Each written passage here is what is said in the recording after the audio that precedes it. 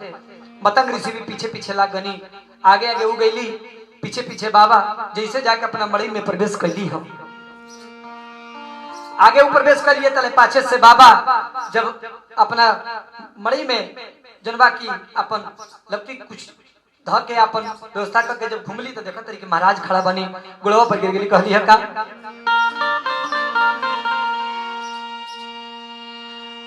अरे माँ फकोरी हमारा की, अरे गुरुजी गोसैया बतिया कहली मैया, आसुआ के अरे धारो तारी धार देखी से बड़ी मैया,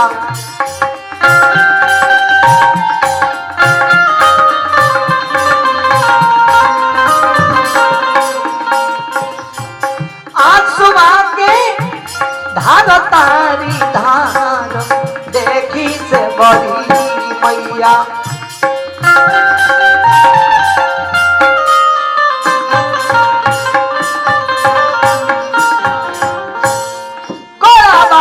पर गिर के देखी माफी मांगे लगली, गोलाबा पर गिर के गोलाबा पर गिर के गोलाबा पे गिर के देखी माफी मांगे लगली, सेवरी गुरुजी की सच बात कहानी, सच बात कहानी हो।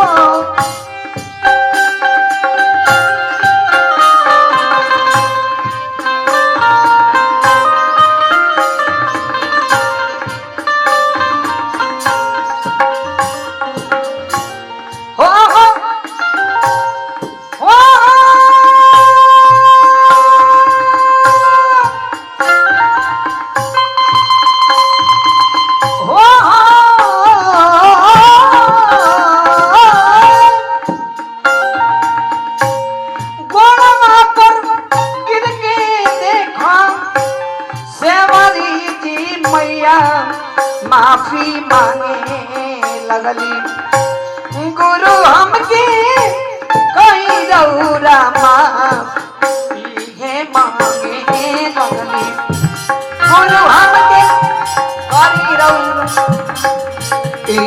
मांगे लगली।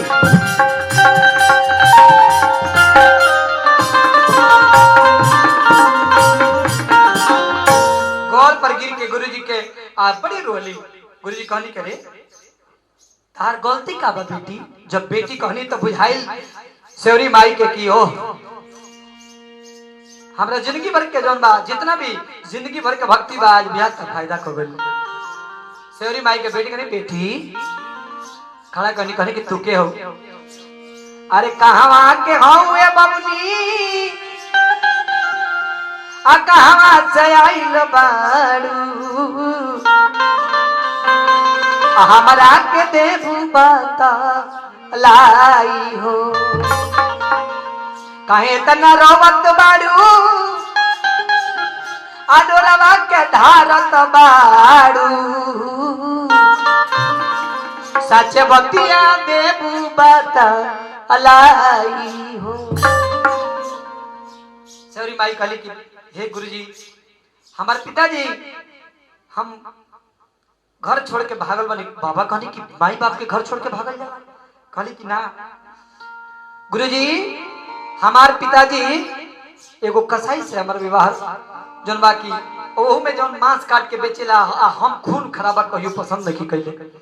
ऐसे बाबूजी के माई के मना ना करके गुरुजी हम भागत भागत चलिए नी, 4 बजे भोर में नहीं तो देखनी रहुआ चला लोग के पढ़ाओ तरनी, आज जब देखनी तो हमरा निक लागल मठिया पर हम सोचनी कि हम भील परिवार के हई, ऐसे का जाने अंदर जाई आ कहीं कि हमरे के मठिया में बैठे दी कि ना बैठे दी। बाबा कहने की बाप रे तू सब सोच ले रहलू पहले।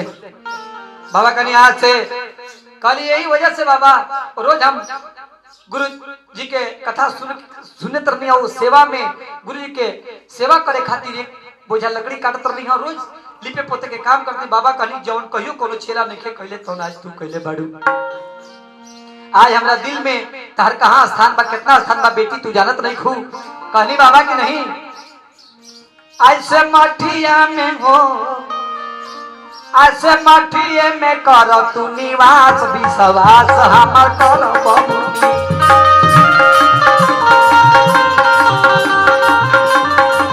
आज मठिया में आज से मठिया में कर तू निवास विश्वास तू न कर बबुनी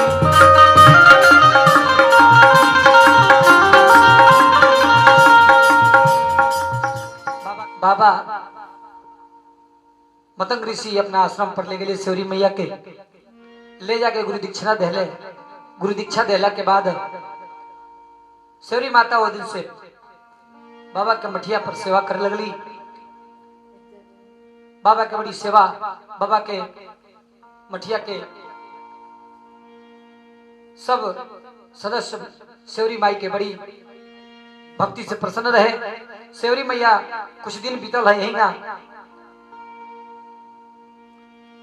युवा अवस्था धीरे धीरे पार करे लागल सेवरी माई भगवान के भक्ति में यही लीन रहली एक दिन मतंग ऋषि बोलौले कहले बबनी अब हमरा जाए के बेरा गए सेवरी माई रोक के कहली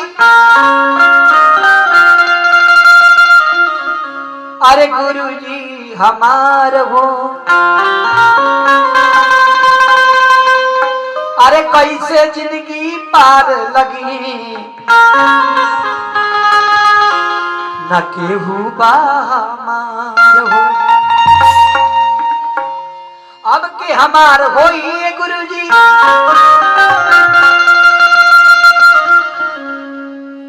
रउए बताई हो गुरुजी कहले राम कृपा तो तहरा पर हो जाई हो सेवरी माई कहली के बाबा रोला जाए के कहता नहीं हमनी के बीच बीच मझधार में एगो बाप के घर छोड़ के आईनी दूसर बाप मिलले अब बीचे मझधार में भी ना पिया तले रो जाए के कहे लगनी बाबा कहनी के बेटी समय सबके हो जाला जेकर समय हो जाला ओकरा जाही के बा कहली है सेवरी मैया कि छोड़ के जाई ना गुरुजी हमार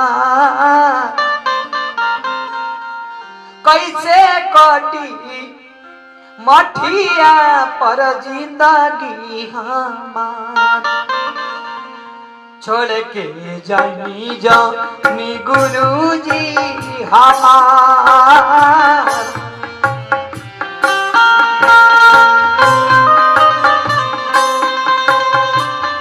ए छोड़ के जानी जानी गुरुजी हमार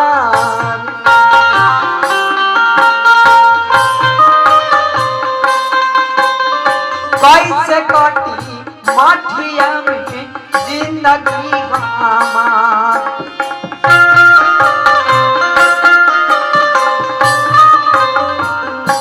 काली गुरुजी कैसे हमार जिंदगी कटी अब हमार के होई एगो बाप छोड़ के नहीं रुआ दूसरा बाप मिलनी रौरे सहारा ही सोचनी कि बेड़ा पार हो जाई बाबा कहने की बेटी तू चिंता मत करो तारा के अब बाप मतारी के असली जोन बा भगवान राम तरह के अपन दर्शन दे के कर कहले कि रौरा हमरा के छोड़ के चल गई इतना कष्ट तो रौरा मिलनी उ राम के हम कहां खोजे जाए कहनी बाबा कि राम खुदे चल के यही तारा मठियावा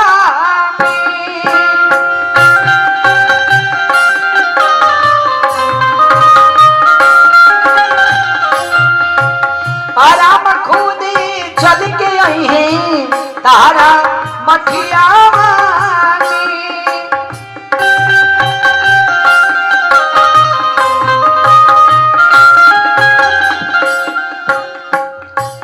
कल की खुद भगवान राम तारा मठिया में चल के हैं। बस इतने काम तारा करे के बाद अपना गुरुजी के अंतिम एगो जौन बा काम कर देवे बा और इहे तो तनी कुछ सेवा टहल कर देवे के बा। आ ये मठिया के हमरा आसनी पर बैठा के तनी पर पूजा पाठ कर देवे के बा। हाँ झरी झरी रोवस सेवरी माई कहाँ से आई है रघुराई।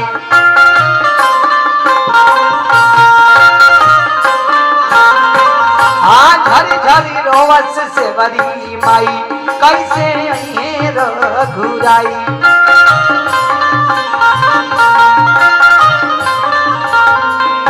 झर झर गिरतावे झर झर गिरतावे आंसुआ की धार। झर झर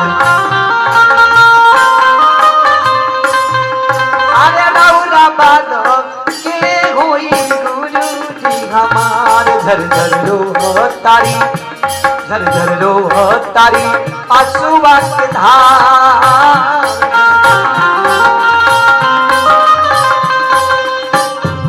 अरे रौरा बादल के होई गुरु जी हमार।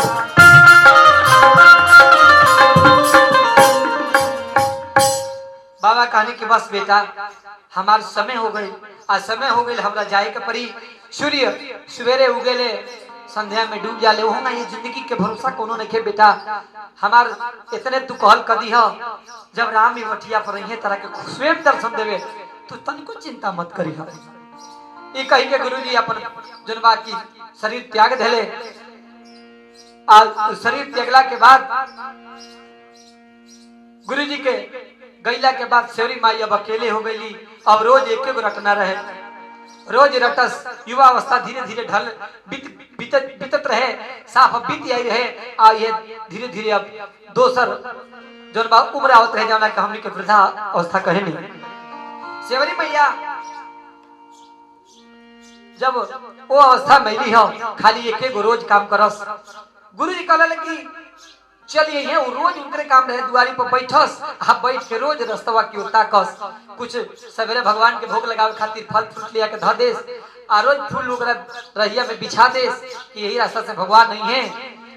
आ रोज के नियम बन गई। आ एक एक बात रटस कौन चीज।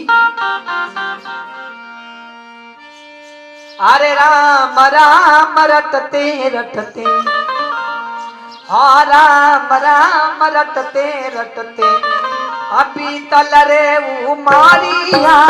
राम राम रटते रटते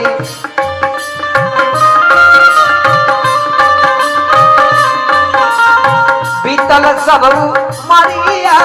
राम राम रटते रटते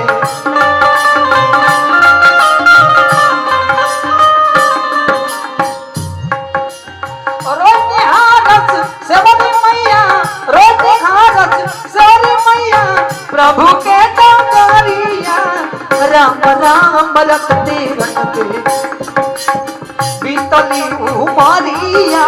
राम राम रटते रटते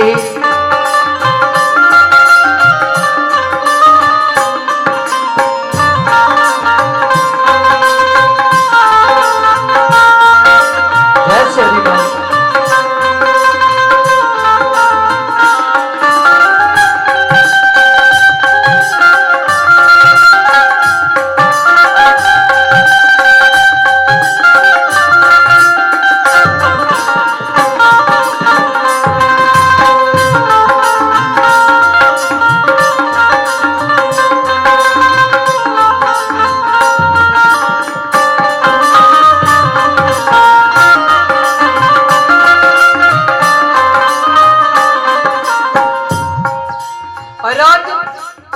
काम रहे उनका रोज के सवेरे उठस जंगल बेजास फल फूल ले आवस। और रोज जब उठस जब सेवरी मैया प्रभु ला फल ले आवेली।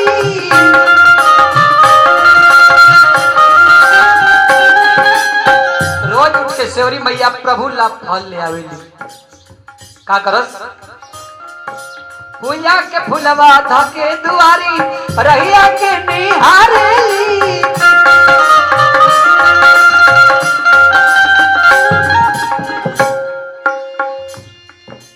गई जवानी आइल बुढ़ारी ओ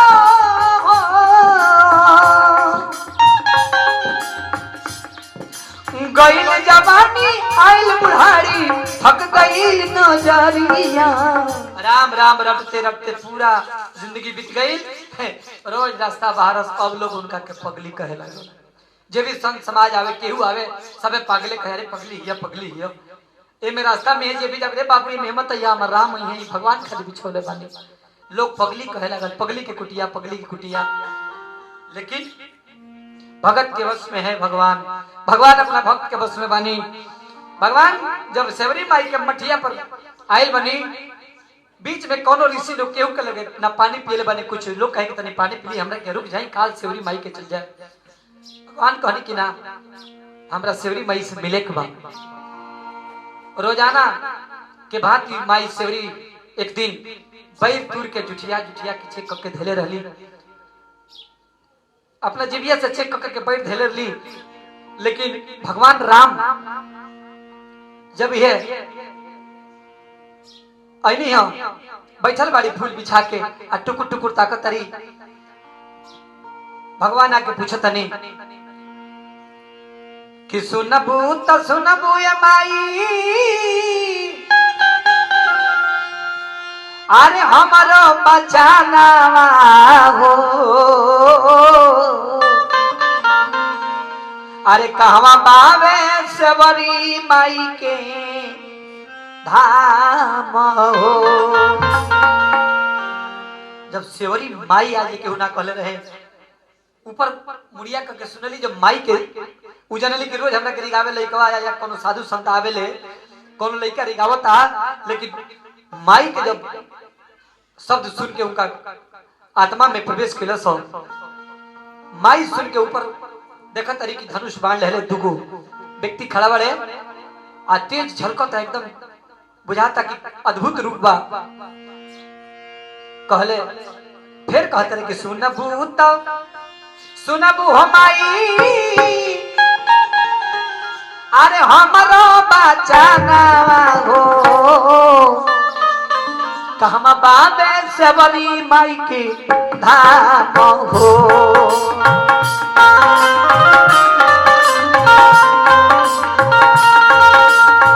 कहमा में सेवरी माई के धाम हो।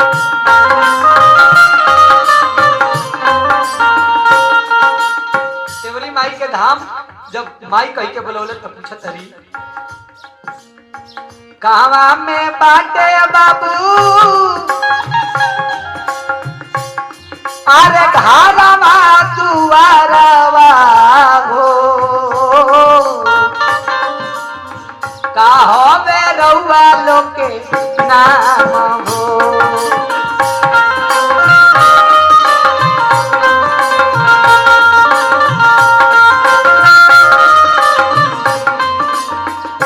सेवरी माई ये बात जब कहली भगवान मुस्कुरा के कहने की मां अरे अयोध्या में घर आए माई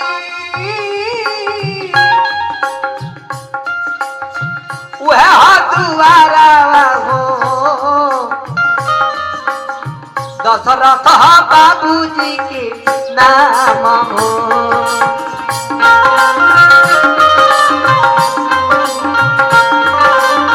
दशरथ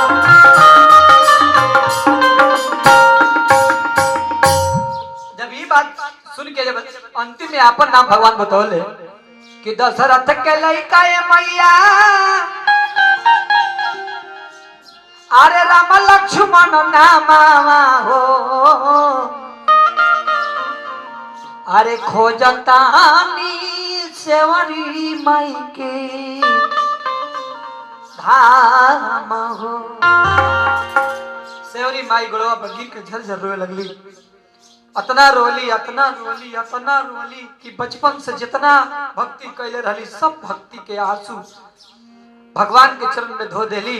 आ जब भक्त और भगवान के मिलन भई ले गली मठिया पर भगवान कहने कि अपना गुरु जी के आसन मठिया में हमरा के बैठेबू ना खाली हरे सरकार चली चली ले जाके भगवान जहाँ गुरु जी के आसनी रहे वो आसनी पर बैठौली, दिव्य तेज रहे वो आसनी पर, एगो आभा झलकत रहे, बुझाओ कि अब गुरुजी वही आसनिया पर बैठ के उहे कथवा कहतन कि भला किसी का कर न सको तो बुरा भी किसी का मत करना, आ फूल यदि नहीं बन सकते तो कांटे बन के मत रहना। वही आसनिया पर बैठा के भगवान के पूजा पाठ कैली, आ भगवान के सेवा करे खातिर वही दिन के लिए अगली बैर, आ बैर छिक छिक के जुठिया जुठिया के धैल ली। हे महाराज देख ली कतना प्रेम भगवान के झूठ बैर खाए खातिर, झूठ बैर खिया खातिर धैले बड़ी भगवान के देता रही, हाथ से निकाल निकाल भगवान खाता नहीं। लक्ष्मण को धैले कि लक्ष्मण बाबू तू खा, लक्ष्मण बाबू तू खा। लक्ष्मण जी थोड़ा सा जनबा की बूढ़े आदमी, एगो दांत टूट गए रहे, बुढ़ापा में के बात रहे, आ सब बरिया में काट काट के काटे काटे के जनबा जगह रहे, ध्यान रहे के दांत से काटल बा। लक्ष्मण जी घिनाता रे, अरे लक्ष्मण घिनैले रे बाकी, अरे प्रभु ना घिनैले दादा, अरे भक्ति के बस में भागा वान जी। भगवान मुस्कुरा मुस्कुरा के खाए लगने। लास्ट में भगवान जब एगो बैर उठौनी हो, सेवरी माई हाथों में से छीन के कहीं रुकी रुकी, ये हमरा खट बुझाता, फिर जिभिया निकाल के चेक करके देली भगवान के। उतना प्रेम भगवान दही नहीं आगा दरिया में भगवान के बुझेबे न करे का भौम का तमी। भक्त चाहे तो अपना भगवान के अपना घरे बुला ली, इतना बेमत होला भक्त के अंदर। भक्त तो बड़ी बारे, लेकिन सेवरी के नाम अलग गिनाला भक्ति में। आई वो कैसे सेवरी मैया के बैर खाता नहीं, आरे खाए लगले सेवरी के बैरिया देखा, श्री राघुराइया हो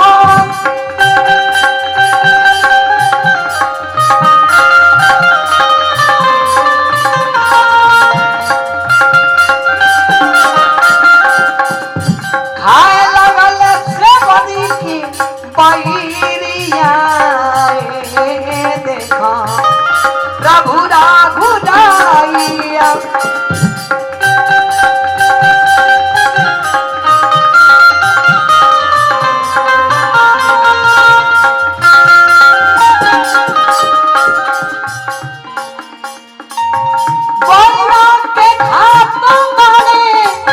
प्रभु मुस्कुराता बारे,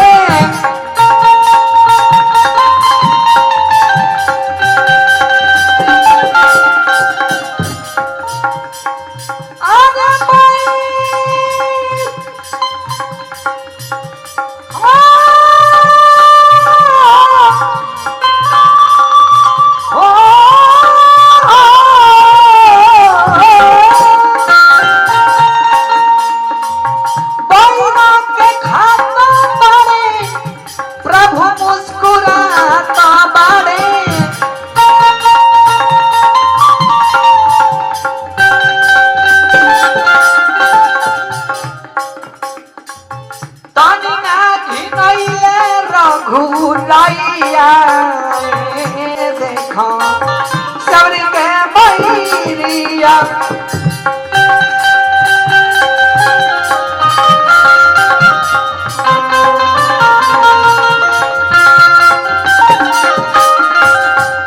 भगवान तनको ना गिने ले, आप भाई बार बार जितना जुठियोलर सब खैले। तले इतने देर में है देखी आकाश मार्ग से रथ आइला, गुरुजी वही पर बैठले है मतंग ऋषि, आ वही पर भगवान के दर्शन करके हम मतंग ऋषि के साथे बैठ गईली। भगवान के भक्ति अनमोल रत्न पौली सेवरी मैया। आ फिर गुरुजी के साथ की बेटी आवो तार तारो चले के बेरा आ गई। आ फिर भगवान के गैला के जनबा कुटी छोड़ला के बाद सेवरी माई राम राम भजते चली गईली। कहां अपना गुरुजी जहां गई रहनी तो हम ये भैया ऐसे अरे जप ले प्रभु का नाम जीवन की होती जाती है साथ, थोड़ी जिंदगानी है बंदे सोच जरा।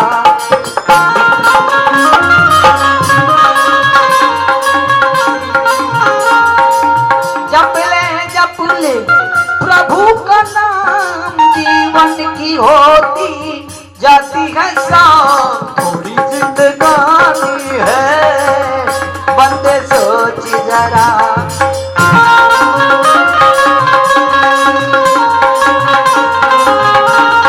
थोड़ी जिंदगानी है बंदे सोच जरा।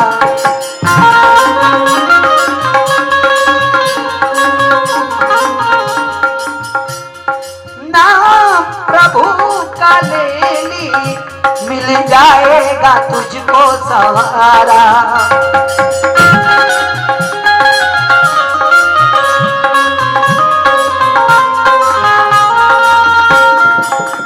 बाबू अश्वनी, बाबू नाम एजा एक एगो चीज हमनी के बचाई जाना के भक्ति और भजन कह जाला। बाकी कुछ धन दौलत ऐश्वर्य महल अटारी गाड़ी घोड़ा कुछ साथे नहीं।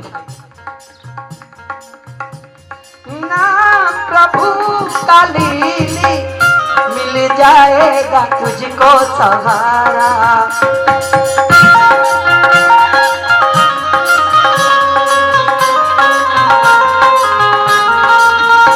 अरे कुछ भी नहीं अपना यहाँ, कुछ भी नहीं अपना यहाँ, सब कुछ बेगानी है बंदे सोच जरा।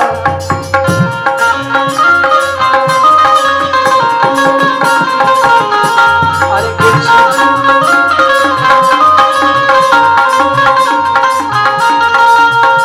और जीव खूब मर मर के कमाला, कमाते कमाते कमाते एक अंत हो जाला। लेकिन भक्ति वाला मार्ग पर न चलेला न चल पावेला, ऐसे आगे बड़ा गजन हो जाला। ये भैया ऐसे एक घड़ी आध घड़ी एक सेकेंड 2 मिनट खातिर भगवान के चर्चा, भगवान की कथा, भगवान के भजन भक्ति करे के बाद ऐसे होता का ये जीव के मरे मरे करेगा ए पगला तू यहाँ पे कमाई।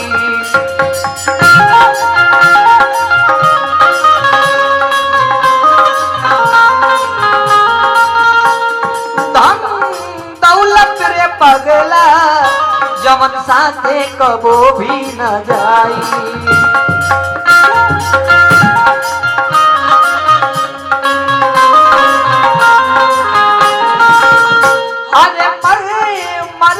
करेगा ए पगला यहाँ तू कमाई। धन दौलत जो ना तेरे साथ में पगला रे जाई। अरे कुछ भी नहीं अपना यहाँ तक अरुण बाबू हाई अपन सांस चलता इहो संग ना जाई। अरे सांसों की पूंजी तेरे खत्म हो जानी है बंदे सोच जरा।